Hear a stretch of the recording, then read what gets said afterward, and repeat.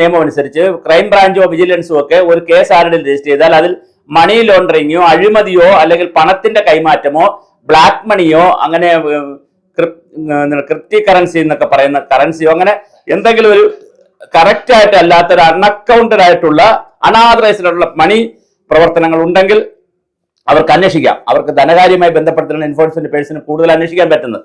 E D അങ്ങനെയാണ്. അതാണ് ഈ മസാല ബോണ്ടിലൊക്കെ ഇ ഡി വന്നത്. അപ്പൊ ആ ഇ ഡി അന്വേഷിക്കുന്നതിൽ ഇ ഡി ഒരു കത്ത് കൊടുത്തു, ഒരു അപേക്ഷ കൊടുത്തു ഹൈക്കോടതിയിൽ. അപ്പൊ അവരോട് പറഞ്ഞു, നിങ്ങൾ മജിസ്ട്രേറ്റ് കോടതിയിൽ കൊണ്ട് അപേക്ഷ കൊടുത്തോളൂ, അവിടെ വിവരം തരികയാണെങ്കിൽ, തന്നില്ലെങ്കിൽ നിങ്ങൾ ഹൈക്കോടതിയിൽ വരാൻ പറഞ്ഞു. പക്ഷെ ഒരു കാര്യം കൂടി ഹൈക്കോടതി പറഞ്ഞു, ഹൈക്കോടതി ദേവസ്വം ബെഞ്ചാണ് ഇതൊക്കെ പറയുന്നത്, ഒരു കാര്യം കൂടി പറഞ്ഞു, സർക്കാരിന്റെ വാദം കൂടി കേട്ടിട്ടേ കൊടുക്കാവൂ. സർക്കാരിന്റെ വാദം കൂടി കേട്ടുകൊണ്ട് കൊടുക്കാവോ കൊടുക്കൂടെ എന്നുള്ള സർക്കാരിന്റെ അഭിപ്രായം കൂടി എടുത്തുകൊണ്ട് മജിസ്ട്രേറ്റ് കോടതിക്ക് ഒരു തീരുമാനമെടുക്കാം.